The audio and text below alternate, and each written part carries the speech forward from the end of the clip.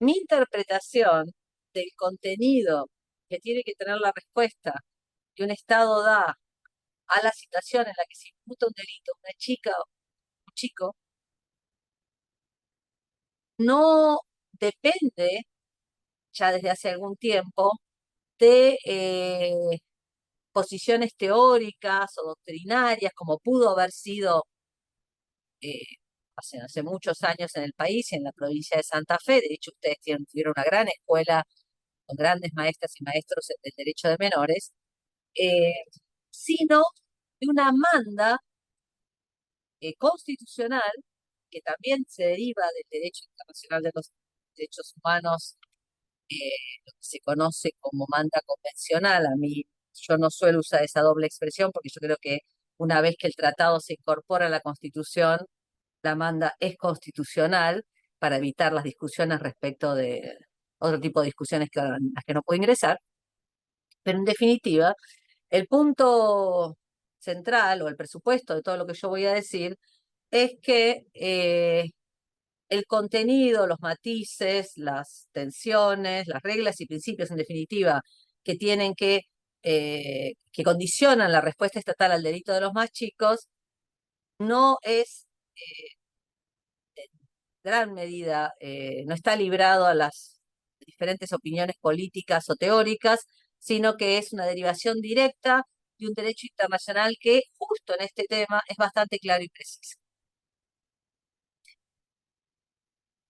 Esto que acabo de afirmar, quiero limitarlo, en principio, dado que este es un curso muy pacto, al contenido de las reglas y principios que forman parte de lo que la Corte Interamericana de Derechos Humanos ha dado en llamar el amplio corpus juris internacional de protección de derechos humanos de niños, niñas y adolescentes. ¿Por qué digo reglas y principios y soy tan enfática en esta, y no, por ejemplo, no uso la expresión estándares? No uso la expresión estándares porque es una expresión que en el ámbito latinoamericano y del derecho continental no tiene ningún sentido normativo como sí lo puede tener o se ha desarrollado en el ámbito del common law. Así que no me van a encontrar a mí haciendo esa utilización de categorías que en nuestro derecho no tienen fuerza normativa, en mi opinión. Pero además, porque es verdad que podemos plantear alguna discusión respecto de el rol que cumplen en esta construcción de la respuesta al delito de los más chicos, otra cantidad de documentos que produce todo lo que es el gran sistema internacional, regional, universal de protección de derechos humanos y en este caso de la infancia. Es un sistema que se ha expandido enormemente, que produce muchísima documentación y que a la fecha no se ha estudiado con suficiente detenimiento cómo y cuándo esta documentación, por llamarla de alguna manera, se transforma en una fuente de derecho. Entonces, para evitar ingresar en esa otra conversación, también voy a reducir mi explicación a lo que es el contenido normativo estricto de los tratados que tienen que ver con este tema y algunas normas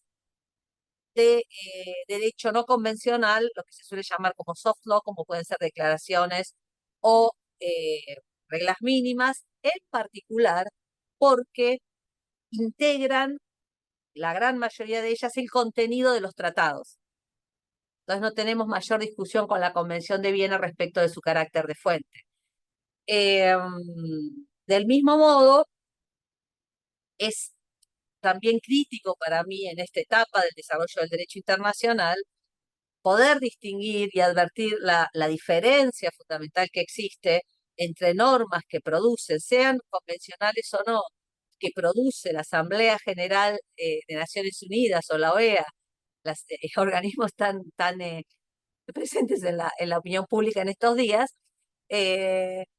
respecto de otro tipo de documentos que producen otros organismos por otros motivos, que tendrán su valor, pero no me quiero concentrar en eso porque también tiene su dificultad, ¿sí? Entonces, el foco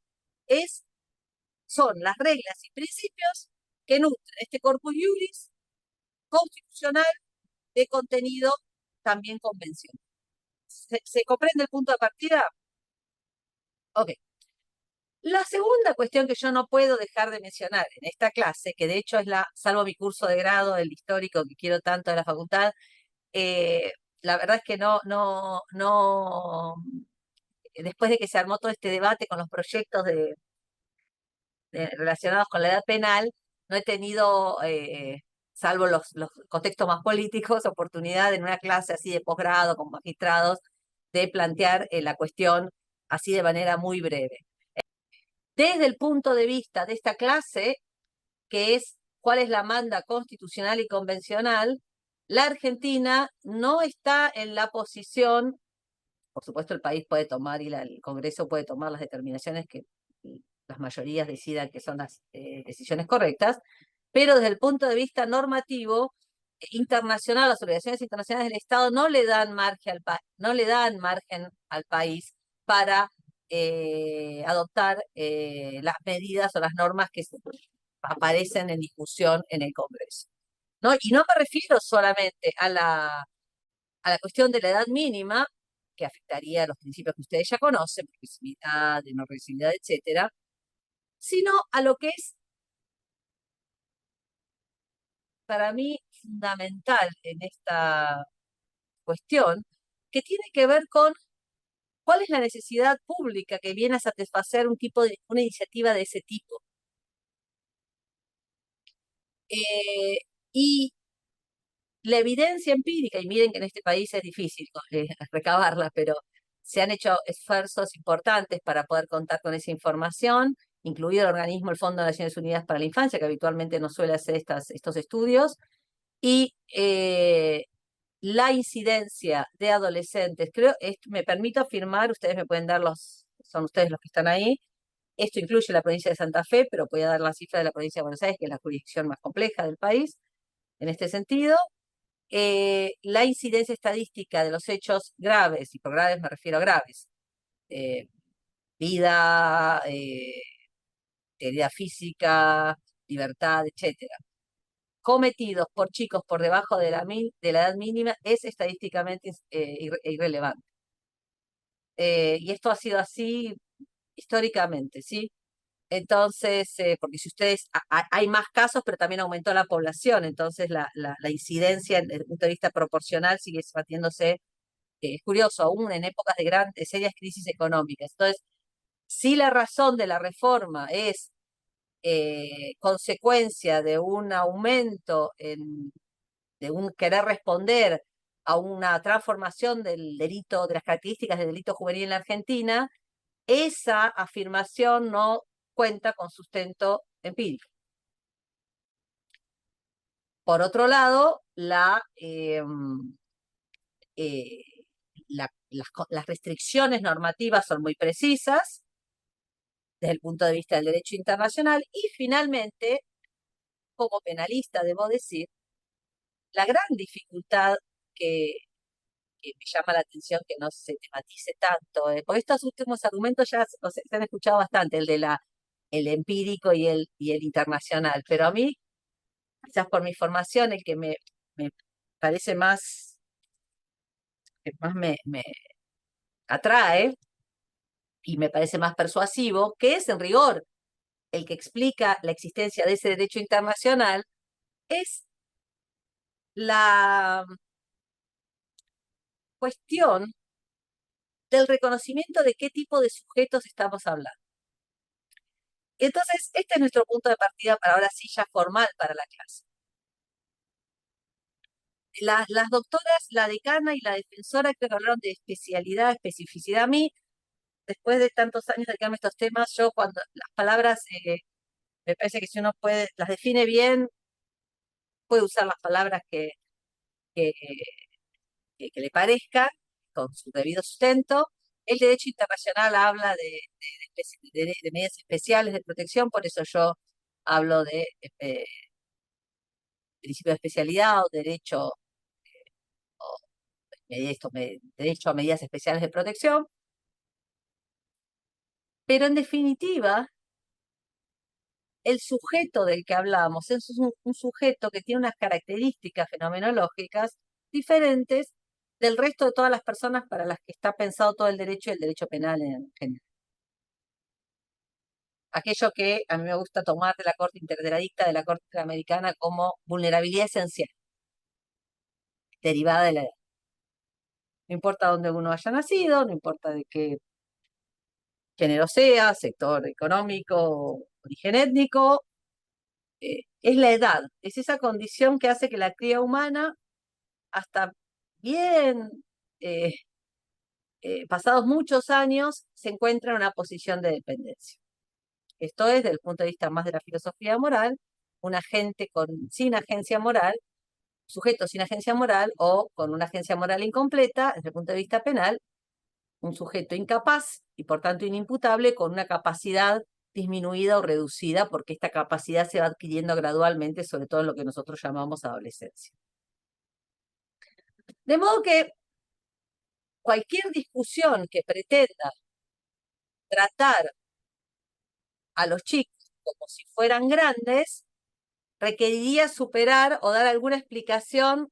respecto de este obstáculo psicológico, físico, médico, madurativo. No hay discusión en la ciencia de la salud, de la medicina, de la psicología respecto de cómo crece cómo se desarrolla en las etapas de la vida un ser humano, sobre todo en lo que tiene que ver con el desarrollo cerebral y del lóbulo frontal. No me voy a meter a explicar cosas que no son mi especialidad, pero conozco. De modo que si se decidiera reducir la edad para tratar a los chicos como adultos, esto requeriría que alguien explique cómo esto se sostiene desde el punto de vista eh, científico, ya no jurídico, sino médico, psicológico, etc.